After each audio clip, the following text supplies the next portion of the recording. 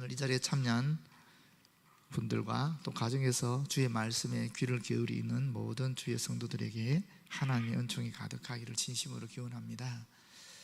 어제부터 4단계가 되어서 저희 교회도 19명 미만으로 본당에서 예배를 드리고 또 실시간 영상을 통해서 가정에서 함께 예배 드립니다.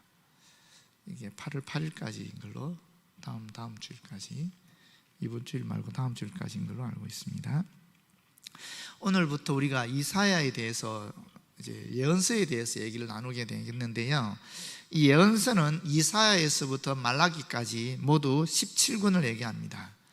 그 중에 대선지자, 대예언서가 있고 또 선지서가 있는데, 대예언서는 이사야, 예레미야, 에스겔, 다니엘, 그리고 예레미야 포함된 에가까지 해서 5권을 얘기하고요. 소선지서는 그 뒤에 나오는 12권을 얘기합니다. 이 예언자들은 약 500년 동안 주전 9세기부터 5세기까지 활동하였지만은 세례요한이 등장하기까지 약 400년간은 침묵하였습니다.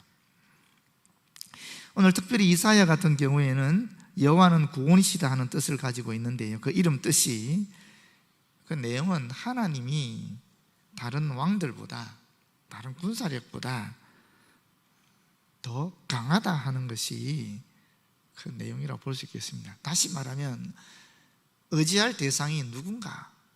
하나님이다 하는 것을 이야기한다고 볼 수 있겠습니다. 특별히 이사야서 같은 경우는 66권으로 되어 있거든요. 그래서 성경의 축소판이라고도 합니다. 성경이 구약 39권, 신약 27권에서 66권이잖아요. 그런데 성경을 분석해 보니까, 아니 이사야서를 분석해 보니까, 물론 학자에 따라 조금 다르긴 하지만 크게 두 부분으로 분류할 수도 있고 세 부분으로 분류할 수도 있는데, 두 부분으로 분류하시는 분들 말씀에 의하면은 1장부터 39장까지가 일부이고 또 40장부터 66장까지가 2부로 되어 있다라는 거예요. 그렇게 따지면 구약 39권, 신약 27권과 같은 구조를 가지고 있다고 볼 수 있겠습니다. 뒤에서 또 말씀드리겠지만 또 다른 학설도 있습니다만은 그렇습니다. 먼저 저자 이사야에 대해서 알아보겠습니다. 이사야는 이사야서의 저자는 이사야이다 하는 기록이 요한복음 12장 37절에서 41절에 정확하게 나타나 있습니다. 이사야가 누구인가 하면은 이 고위직 가문 출신이거나 또는 왕족이라는 것입니다. 우시야 왕의 사촌이거나 아마샤 왕의 조카일 것이다 라고 보고 있습니다. 이사야는 오늘 우리 본문에 읽은 것처럼 우시야 왕이 죽던 해에 예언자로 부르심을 받았습니다. 그러니까 기원전 745년에서 695년까지 짧게는 40년, 길게 보면 60년까지 예언했던 그런 예언자라고 볼 수 있습니다. 그런데 이사야는 우리가 예언자라고만 알고 있지만은 이 역대하 26장 22절에 보게 되면 이런 말씀이 있어요. 우시야의 나머지 역사는 처음부터 끝까지 아모스의 아들 예언자 이사야가 기록해 두었다, 이렇게 얘기하고 있어요. 그렇다면 이사야는 아마도 예언자이기도 하지만 그 전에 왕의 연대기나 행적을 기록했던 역사가 궁중서기관이 아니었겠느냐 하는 그런 추측도 가능하다라는 것입니다. 그렇지만 이사야가 예언자로서 본격적으로 활동한 시기는 우시야가 죽던 해라는 것이죠. 그래서 이사야서를 보게 되면 이 높은 수준의 교육을 받은 사람이기 때문에 어휘나 문체가 탁월하고요, 또 당대 최고의 학자 그룹에 들어가 있고 율법에도 정통하고 국제 정세에도 매우 밝았다라는 것을 볼 수 있습니다. 그래서 우리로 치면은 예언자들 중에서도 궁정 예언자들이 있거든요. 그래서 왕의 고문 역할을 하면서 자문해 주었던 그런 인물로 볼 수 있습니다. 이 탈무드에 의하면은 므낫세 왕 때 두꺼운 나무 판자 사이에 묶여져서 톱으로 쓰러 죽임을 당했다라고 하고 있습니다. 이 말씀이 히브리서 11장 37절에도 나옵니다. 이사야라고 얘기하고 있지 않지만 이 토브르키에서 죽은 예언자가 바로 이 이사야이다라고 탈무드는 우리에게 알려주고 있습니다.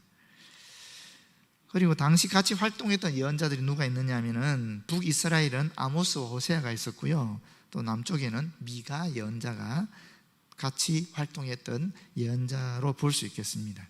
이사야 안에도 선지자로 나타나 있습니다. 우리 성경에 보면 여자 선지자가 몇 번 나오지요.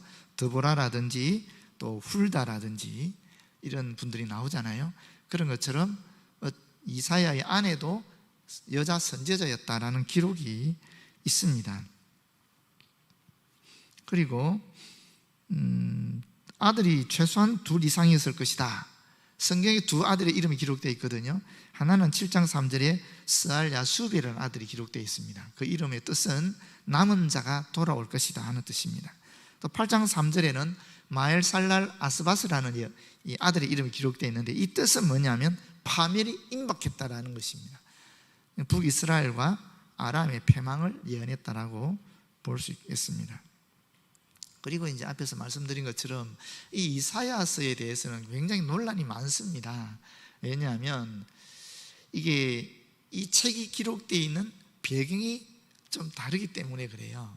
39장까지는 지금 이스라엘이 살았던 그 당대의 시대적 배경을 안고 있다면은 그 뒤에 보게 되면은 학자들에 따라서 이것은 바벨론 시대의 기록이다.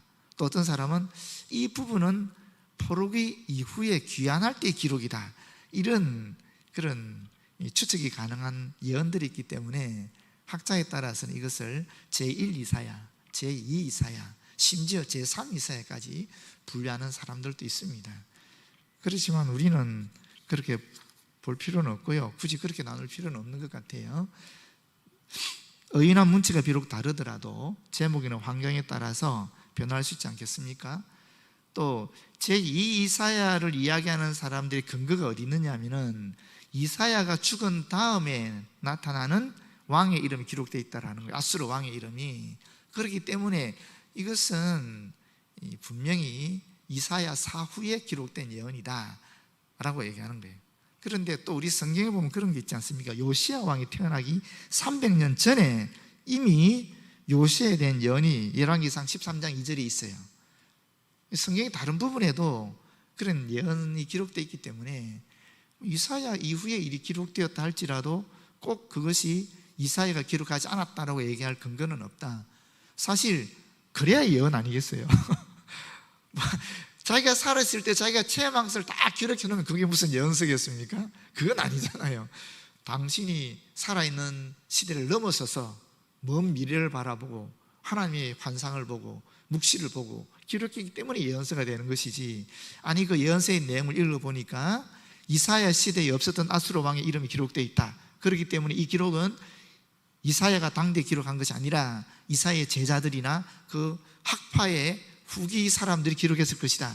이렇게 말하는 것도 사실 좀 문제가 있는 것이죠. 그럼 예언서가 왜 필요하겠어요? 그래서 이 학자에 따라 논란은 있지만, 그러나 저희는 전통적으로 이사야가 이 예언서를 기록했다라고 보시는 것이 좋을 것 같습니다. 학설은 항상 진리는 아니거든요. 근데 많은 이 복음주의 쪽 또는 보수적 쪽에서는 전통적으로 이사야가 한 사람이다, 이사야가 다 기록했다고 보는 것이고, 또 진보적 흐름에 있는 자유주의 신학자들 입장에서는 아니다, 이게 문체나 배경을 보게 되면 분명히 이것은 사상도 다르기 때문에 제1 이사야, 제2 이사야가 있을 것이고 심지어 제3 이사야가 있다. 그것은 이사야가 예언했지만 이 예언한 내용을 그 학파의 뒤를 이은 제자라든지 또는 그 제자의 제자들이 기록을 해서 그때 출판했기 때문에 그렇게 볼 수 있다라고 얘기하는 사람들도 있습니다. 뭐 그렇게는 볼 수 있겠지요. 일대 이사야가 예언한 내용을 기록했다가 그 시대에 풀고, 또 그 예언이 이루어질 점에 또 풀고, 또 그 예언이 이루어질 점에 그때 이사야 선지가 이렇게 예언했는데 이게 지금 진짜 맞네 하고 또 기록해서 또 풀고, 뭐 이렇게는 가능한 얘기겠지만 굳이 그렇게 사람이 다르다라고 볼 필요는 없는 것 같아요. 그래서 저는 그냥 이사야가 이사야서를 기록했다, 예언했다, 그냥 그대로 받아들이고, 이 편집이라는 것은 그럴 수 있어요. 그때 예언하신 분이 이렇게 예언을 했는데 그걸 편집해서 출판하는 경우는 또 다를 수는 있지만, 이사야가 예언했다라는 것을 저는 그냥 받아들이고 있습니다. 그래서 보시게 되면은 일부가 1장부터 40장까지인데 이 내용은 뭐냐면 아람과 북이스라엘이 동맹해서 이스라엘을 공격하게 됩니다. 아람과 북이스라엘이 어떻게, 이스라엘하고 남쪽 유다는 같은 이스라엘 민족인데 어떻게 이방 민족인 아람, 지금 시리아거든요, 시리아랑 연합해서 공격하는가? 이거 참 이해가 안 되지 않습니까? 근데 우리는 그런 역사를 경험했지요. 6.25 전쟁이 그러지 않습니까? 사실 6.25 전쟁은 북이 남을 침공했지 않습니까? 그런데 북이 그냥 침공했습니까? 아닙니다. 소련과 연합해서, 중국과 중국 공산당과 연합해서 사실은 남쪽을 치고 들어온 거거든요. 그렇잖아요. 그런 똑같은 상황이 이 이사야 시대에도 발생한 것입니다.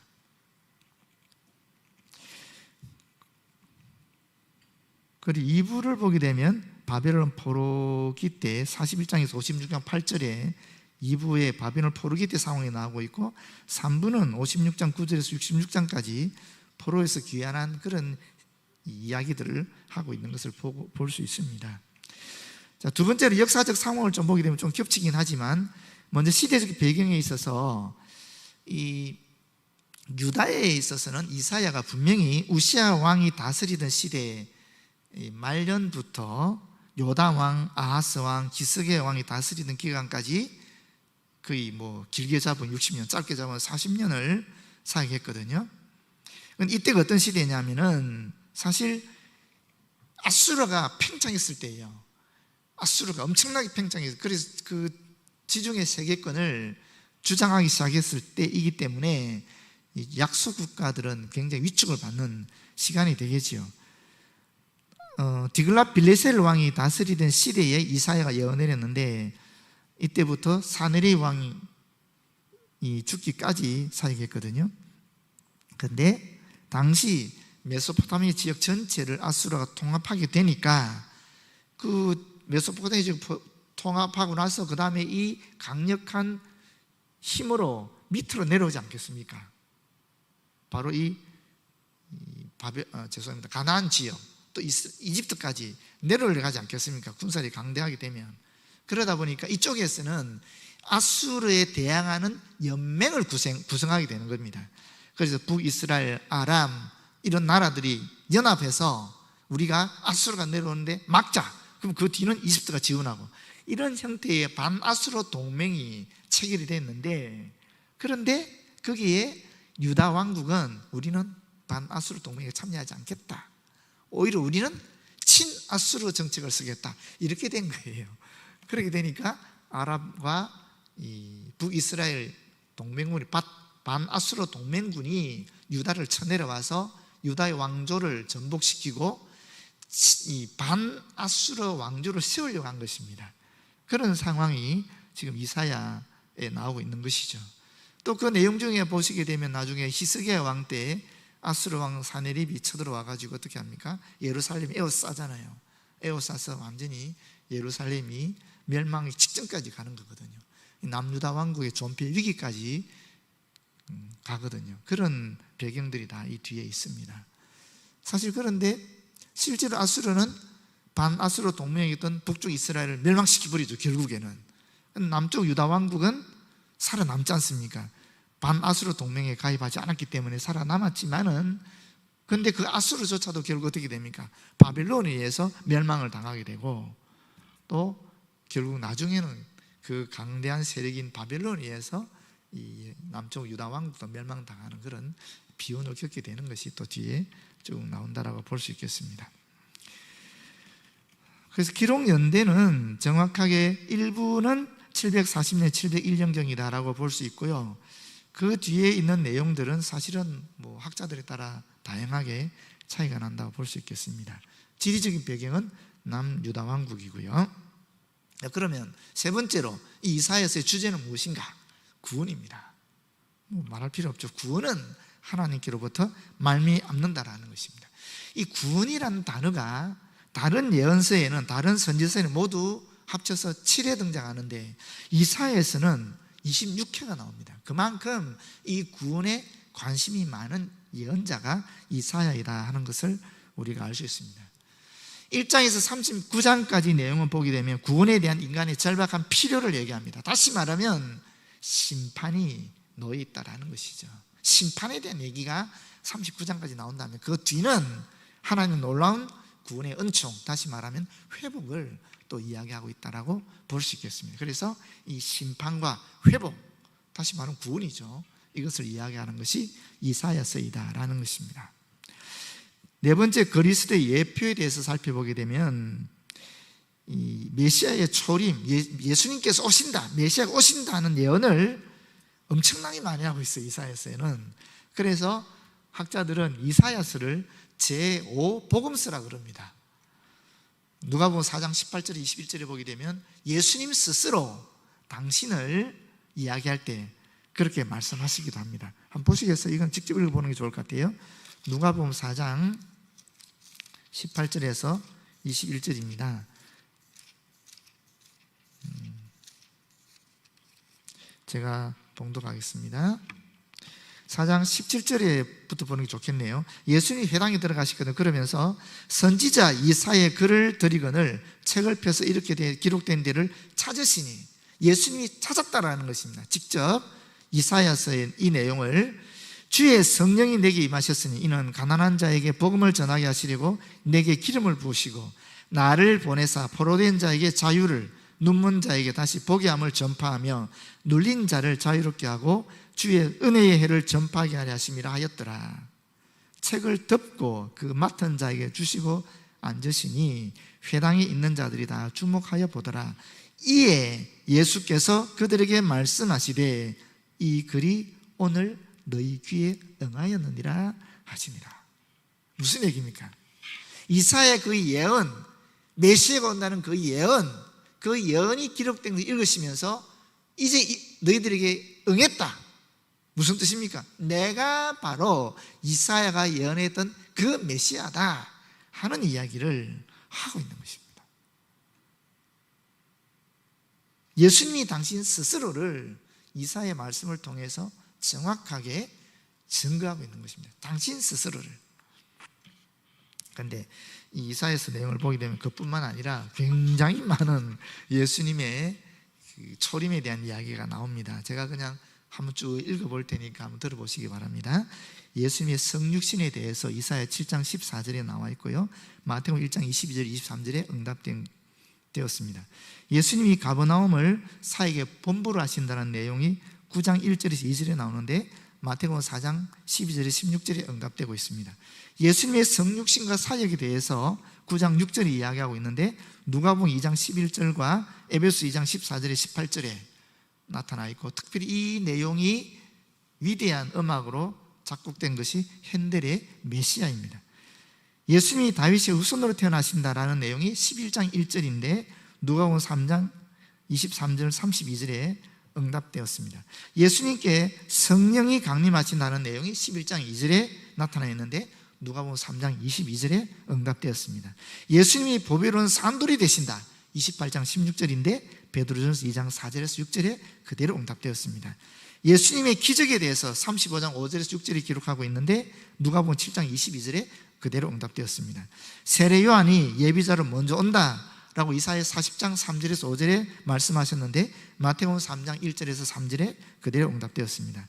예수님의 온한 인격에 대해서 42장 1절에서 4절에 말씀하고 있는데 마태복음 12장 15절에서 21절에 그대로 응답되었습니다. 예수님이 이방의 빛이 되신다 라고 42장 6절에 말씀하고 있는데 누가복음 2장 29절에 32절에 그대로 응답되었습니다. 예수님이 모욕과 침뱉음을 당하신다라고 50장 6절에 기록되었는데 마태복음 26장 67절 또 27장 26절 30절에 그대로 응답되었습니다. 예수님의 승천에 대해서 52장 13절이 기록되어 있는데 사도행전 1장 9절에 그대로 응답되었습니다. 예수님이 죽기까지 복종하셨다라고 52장 14절에 기록되었는데 빌립보서 2장 7절에서 11절에 그대로 응답된 것으로 기록되어 있습니다. 예수님이 사람들에게 버림받는다라고 53장 3절에 기록되었는데 누가복음 23장 18절에 그대로 응답되고 있습니다. 예수님의 대속적 죽음에 대해서 53장 4절에서 5절에 기록되어 있는데 로마서 5장 6절 8절에 정확하게 그 말씀을 그대로 해석하고 있습니다.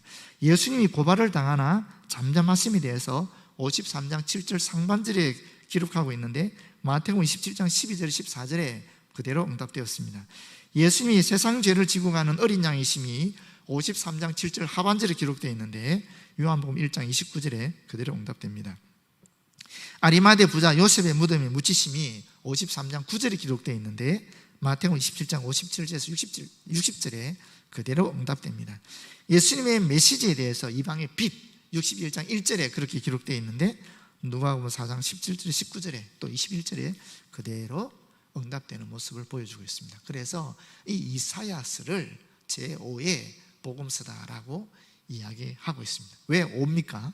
우리가 알고 있는 복음서가 4개잖아요. 마태, 마가, 누가, 요한인데 이사야가 바로 5번째 예수님의 삶과 사역에 대해 기록하고 있는 복음서이다 라고 말하고 있는 것입니다. 실제로 이사야 53장 같은 경우는 예수님의 이 성육신이라든지 또 십자가의 죽음이라든지 부활에 대한 정확한 내용이 다 들어가 있는 내용이라서 이것을 유대인들은 일종의 금서로 여기고 있지요. 그것은 유대인들이 이사야 53장은 읽지 못하게 막아놨습니다. 그만큼 이 이사야서가 이 복음적인 가치를 가지고 있다는 것을 알려주고 있는 것이죠. 자, 이제 핵심 구절인데요. 6장 1절에서 13절까지를 제가 핵심 구절을 뽑은 이유가 이 안에 다 담겨 있더라고요. 이 안에 사실은 저는 53장 가지고 좀 하려고 했는데 이 6장에 보게 되는 그 내용이 다 담겨 있어서 오늘 이 말씀으로 하려고 합니다. 먼저 첫 번째 내용을 보시게 되면 하나님께서는 만군의 왕이시다, 거룩하신 분이시다 하는 내용이 나옵니다. 이 세상 사람, 이 세상의 군주들과 다르다라는 것입니다. 영원하신, 거룩하신 만군의 왕으로 하나님이 기록되어 있습니다. 그것이 4절까지 나옵니다. 우시야 왕이 죽던 해에 내가 본즉 주께서 높이 들린 보좌에 앉으셨는데 그의 옷자락은 성전에 가득하였고 이 성전은 천상에 있는 하나님의 궁전을 말하겠지요. 스랍들이 모시고 썼는데 스랍이라는 뜻은 불타는 것이라는 겁니다. 불탄다. 불이라는 것이 어떤 부정한 것을 태워버리는, 정결하게 하는 그런 상징을 갖고 있지 않습니까? 그래서 이 스랍들은 성결한 존재라는 것입니다. 그리고 불꽃처럼 화려하고 영원한 존재라는 것입니다. 그게 천사들에 대한 호칭이겠지요. 모시고 썼는데 각기 6날개가 있어 그 둘로는 자기 얼굴을 가리었고 천사라도 하나님 영광스러운 얼굴을 감히 쳐다볼 수 없다라는 것입니다. 그래서 얼굴을 가리고 있다는 것입니다. 그 둘로는 자기 발을 가리었고, 이 발이라는 것이 더러움을 상징하는 말이니까 자신들의 이 더러운 발을 가리는, 불타는 존재인데 더러운지 안 더러운지 모르겠지만 그러나 그럼에도 불구하고 스스로 공손한 태도를 보이고 있는 그런 모습이라고 볼 수 있겠습니다. 한쪽 나머지 날개는 날면서 언제든지 하나님의 명령을 이행하기 위한 준비를 하고 있는 그런 모습을 지금 이야기하고 있습니다.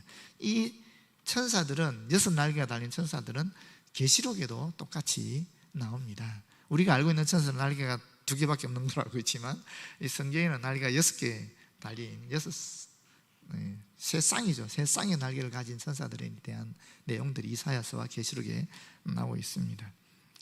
서로 불러 이르되 거룩하다 거룩하다 거룩하다. 이것이 바로 하나님에 대한 정확한 명칭이거든요. 거룩하신 하나님이라는 것입니다. 거룩하신 하나님, 우리와 전혀 다른 존재라는 것입니다. 우리가 피조물이라면 하나님은 창조주, 하나님과 우리 사이에는 감히 넘어설 수 없는 그런 벽이 있다 하는 것을 정확하게 이야기하고 있는 것입니다. 만군의 왕이다 라고 얘기할 수 있습니다. 이 만군은 천군을 얘기하는 거죠. 하늘의 군대를 얘기하는 것입니다. 1만 만자의 개념이 아닙니다. 수많은 왕들 중에 왕이다 그런 개념이 아니고 이거는 하늘의 군대, 천군의 왕을 이야기하는 것입니다. 하나님은 세상 군대와 전혀 다른 거룩하신 존재이다 하는 것을 나타내주고 있는 것입니다.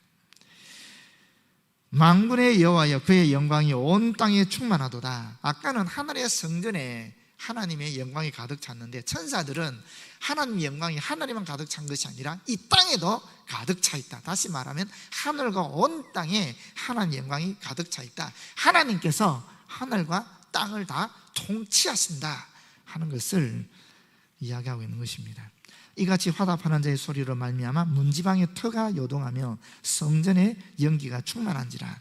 하나님의 임재가 수반될 때 두 가지 신비로운 현상이 일어나는데, 하나는 진동이고 하나는 연기라는 것입니다. 그것은 출애굽기에도 19장 18절에 모세가 십계명을 받기 위해서 하늘에 시내산에 올라가지 않았습니까?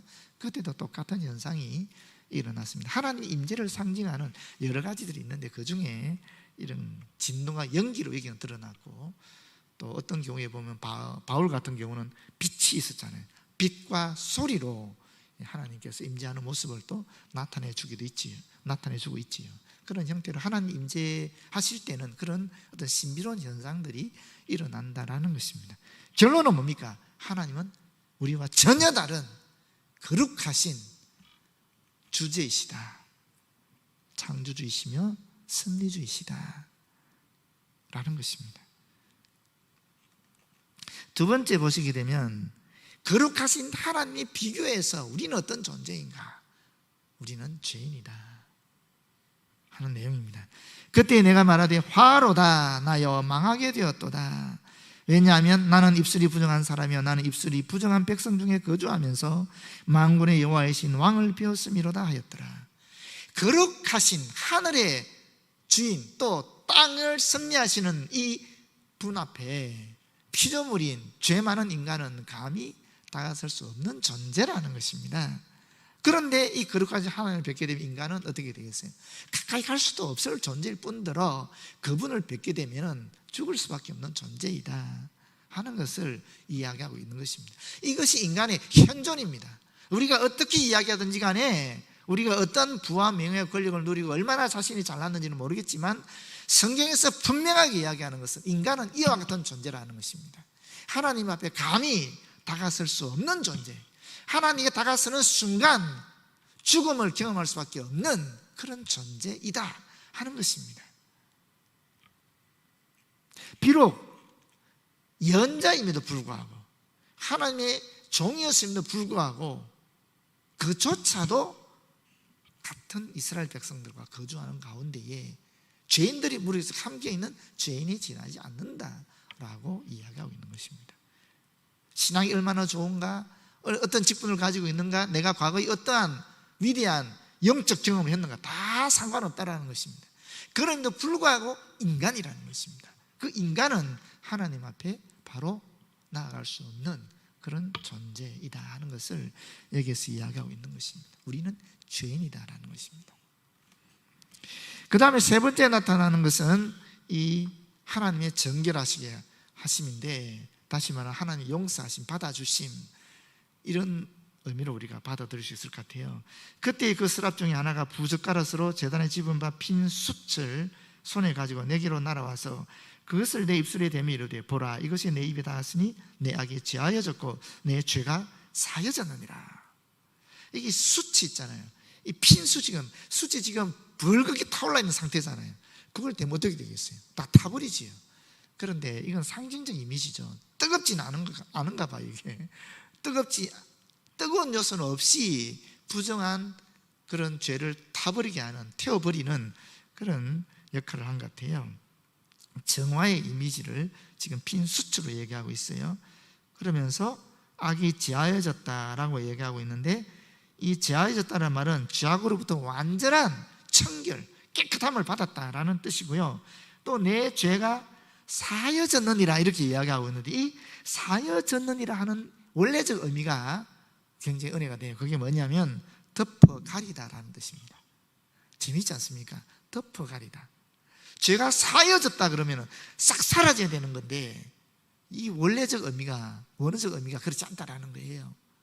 덮어가리다. 다른 말로 하면 속죄하다 하는 뜻입니다. 죄가 덮어져서 더 이상 보이지 않게 되었다라는 것입니다. 무엇이 기억됩니까? 바로 예수 그리스도가 떠오르지 않습니까? 이사야 53장 5절 6절에 보면 그가 찔림은 우리의 허물 때문이요 그가 상함은 우리의 죄악 때문이라. 그가 징계를 받으면 우리는 평화를 누리고 그가 채찍에 맞음으로 우리가 나음을 받았도다. 우리는 다 양 같아서 그릇 행하여 각기 제 길로 갔거늘 여호와께서 우리 모두의 죄악을 그에게 담당시키셨도다. 이 말씀이 그대로 연결되는 것이죠.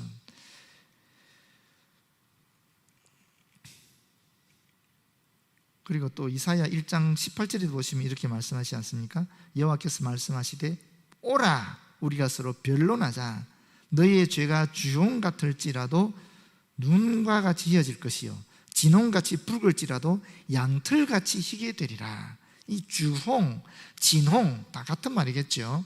또 여기 눈이나 양털도 똑같은 말이겠죠. 이 주홍이나 진홍은 이 죄를 얘기하는 거 아니겠습니까? 흉악한 죄를 너무 많이 지어서 이 죄의 흔적이 남아있는 그런 것을 의미한다 그런다면, 반면에 여기 눈이나 또 양털은 죄의 흔적이 하나도 없이 깨끗하게 된 것을 얘기하지 않겠습니까?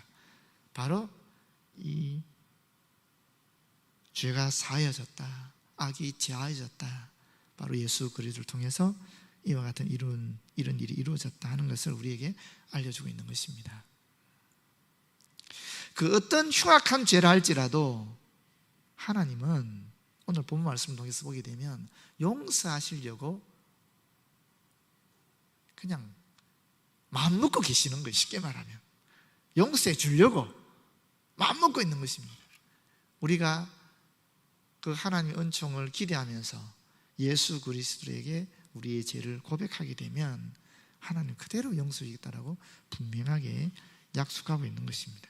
하나님은 거룩하시고 우리는 죄인이라서 그 누구도 우리 인간의 모습으로는, 인간의 이런 죄인된 본질로는 하나님께 다가설 수 없는데 예수 그리스도를 통해서 우리는 바로 하나님과 연결될 수 있다는 것을 예언하고 있는 것입니다. 그리고 8절부터 보게 되면 하나님께서 깨끗하게 정결하게 된 사람들에게 주는 사명을 이야기하고 있습니다. 내가 또 주의 목소리를 들은즉 주께서 이르시되 내가 누구를 보내면 누가 우리를 위하여 갈고 하시니 그때 내가 이르되 내가 여기 있나이다 나를 보내소서. 용서해 주시고 하나님의 아들 딸로 하나님의 자녀로 받아주시고 거기서 끝나는 것이 아니라 하나님께서 우리에게 일을 주신다는 것입니다. 그 일이 무엇인가? 하나님의 아들 딸로 사는 것이죠. 그 일입니다. 하나님의 아들 딸로 사는 것이 무엇인가? 바로 하나님의 뜻을 이 땅에 펼치는 것입니다. 알리는 것입니다. 세상의 군제와 다른, 세상의 가치관과 다른 거룩하신 하나님, 만왕의 여호와 되신 하나님의 뜻을 우리가 이 땅에 알리는 것이 우리의 사명이라는 것입니다.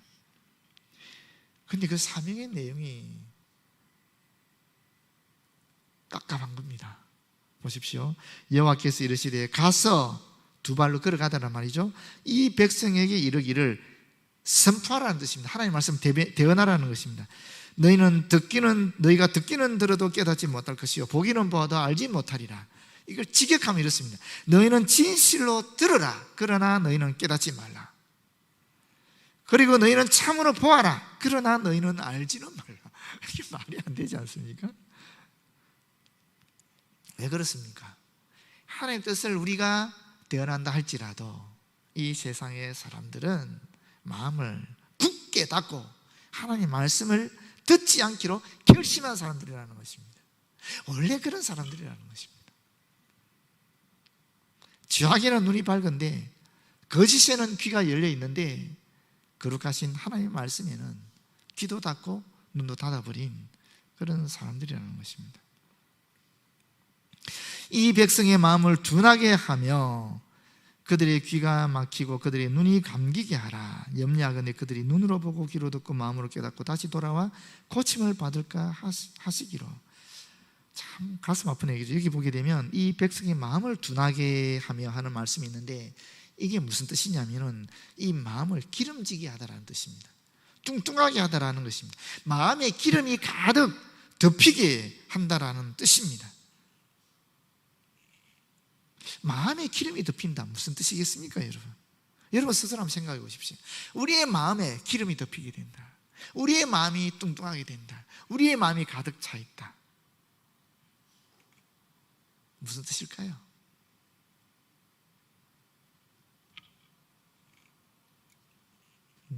내가 앞서는 거죠. 내가 가득 차 있는 거예요.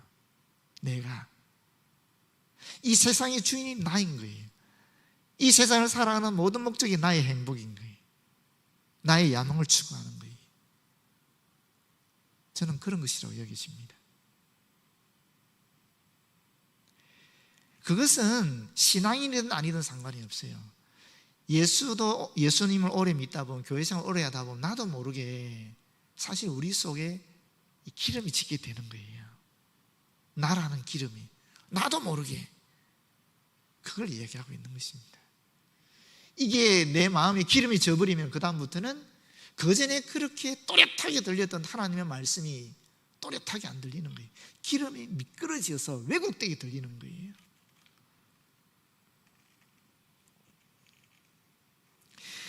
여기 보시게 되면은 지금 이 사명이 얼마나 어려운지를 얘기하는 것입니다. 무슨 얘기냐면, 우리가 이 세상에 하나님의 말씀을 전하게 될 때 이 세상 사람들은 아무리 우리가 외쳐도 이미 듣지 않기로 마음을 먹은 사람들이라는 것입니다. 그런 사람들에게 우리가 하나님의 말씀을 전해야 된다는 거예요. 또 묘하게 우리의 사명이 어디 있는가, 정말 말씀을 딱 전해서 변화되면 얼마나 좋겠습니까만은, 죄송한데 하나님 앞에서 그들의 마음을 완악하게 할 목적으로 우리가 하나님의 말씀을 전하고 있다는 것입니다. 아이러니죠. 이게 정말 아이러니 아니겠습니까? 우리는 그들이 돌이키기 위해서 말씀을 전하고 있지만 실제로 이 말씀은 어떻게 작용하는가? 그들이 더 마음을 완악하게 만드는 작용을 한다는 거예요. 엄청난 말씀이죠. 우리가 주의 복음을 들고 나가서 전할 때에 그들이 마음을 완악하게 하고 우리를 거부하는 것은 지극히 당연한 우리의 사명이라는 거예요. 지극히 당연히 일어날 일이라는 것입니다. 우리가 기대하는 것처럼 말씀을 전할 때 확 변화되고 돌아오는 것이 아니라 우리가 말씀을 전함으로 해서 더욱 그들이 완악하게 된다는 것입니다. 이게 이미 예언되어 있다는 것입니다. 그러니까 이렇게 얘기하는 것입니다. 언제까지입니까? 이사야 그러잖아요. 내가 이럴 때 주여 어느 때까지니까? 그때 주님이 하시는 말씀이, 성읍들이 황폐하여 주민이 없으며 가옥들에는 사람이 없고 이 토지는 황폐하게 되며 여호와께서 사람들을 멀리 옮기셔서 이 땅 가운데 황폐한 것이 많을 때까지니라. 이 상황은 바빌론 포로로 끌려가는 얘기를 하는 것입니다. 예루살렘 멸망하고 바벨론 포로로 끌려갈 때까지 이렇게 될 것이다. 이런 충격적인 위기적 상황을 맞이해야 이스라엘 백성의 마음에 기름기가 떨어진다는 것입니다.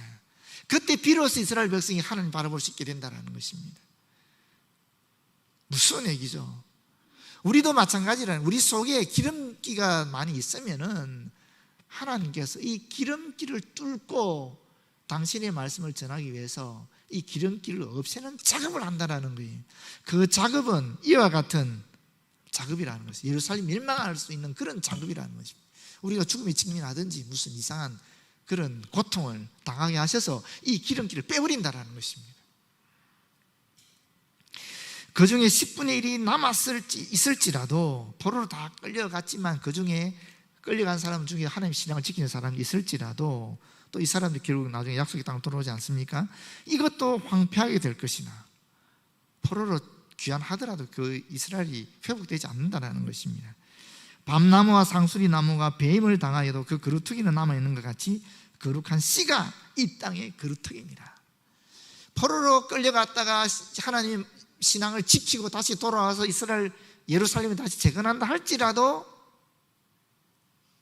영원한 회복은 일어나지 않는데, 그런데 하나님께서 희망을 보여주는 내용이 뭐냐? 그루터기라는 것입니다. 이게 거룩한 씨라는 것입니다. 이게 무엇일까? 바로 예수 그리스도라는 것입니다. 이 그루터기가 예수 그리스도라는 것입니다. 이 거룩한 씨가 예수 그리스도라는 것입니다. 결국 이사야가 얘기하고 싶은 건 뭐냐? 우리의 구원이 어디 있는가? 예수 그리스도에 있다라는 것입니다. 이 예수 그리스도를 우리가 어떻게 받아들일 수 있는가? 우리의 마음에 기름기가 빠져야 받아들일 수 있다라는 것입니다. 그 예수 그리스도를 받아들이게 될 때에 우리에게는 영원한 소망이, 우리의 영원한 회복이, 영원한 구원이 일어난다라는 것입니다. 우리의 죄가 덮여지고 속죄된다라는 것입니다. 그때 우리는 비로소 하나님의 아들, 딸로서 제대로 된 삶을 살아갈 수 있다는 것입니다. 그런데 여러분, 저와 여러분은 이 예수 그리스도를 받아들인 사람들이라는 것입니다. 결론은 뭐겠어요? 결론은 65장 17절에 보라, 내가 새하늘과 새 땅을 창조하나니 이전 것은 기억되거나 마음에 생각나지 아니할 것이라. 새하늘과 새 땅을 창조한다는 것입니다. 이 새하늘과 새 땅은 영원한 하늘나라를 의미하기도 하지만 동시에 예수 그리스도 계신 그것, 바로 우리의 마음을 얘기하는 거예요. 우리의 심령을 얘기하는 것입니다. 예수 그리스도를 말미암아 이전과 전혀 다른 새하늘, 새 땅이 우리 안에 이루어진다는 것입니다. 신천지 얘기하는데 이 신천지가 여기 예수 그리스도와 함께 우리의 마음속에 이루어지게 되면서 전혀 다른 가치관을 가지고 오로지 하나님만을 바라보면서 예수 그리스도와 동행하는 삶을 하나님의 자녀로 살아가게 된다는 것입니다. 이것이 결론입니다, 여러분. 하늘나라 영원한 천국에 가기 전에 우리가 예수 그리스도 모시고 이 땅에서 이러한 새하늘과 새 땅, 신천지의 삶을 살아가게 될 때요, 잘못하면 이상하게 들리겠는데요, 이 새하늘과 새 땅으로 변화된 새로운 가치관을 가지고 살아가게 될 때에 우리가 죽었어도 저 하늘나라의 영원한 곳에 당연히 이르게 된다는 이야기를 하고 있는 것입니다. 여러분, 이사야가 그렇게 고대했던 그 예언이 이루어진 시대에 우리는 살아가고 있다는 것을 기억하시고 힘내서 예수 그리스도와 함께 동행하는 저와 여러분 되었으면 좋겠습니다. 외부적 상황이 어떠하다 할지라도 그럼에도 불구하고 우리의 심령은 새하늘과 새 땅, 예수 그리스도와 함께 동행하는 하나님 뜻을 이루는 그런 삶을 살아갔으면 좋겠습니다. 기도하겠습니다. 하나님 감사합니다. 우리 주 예수 그리스도 거룩한 씨 거룩특이 이사야가 그렇게 보고자 했던 그 예수 그리스도를 우리는 영접하였고 새 하늘과 새 땅의 이 기쁨과 감격 속에 이 땅을 살아가게 하시니 고맙고 감사합니다. 아버지 하나님,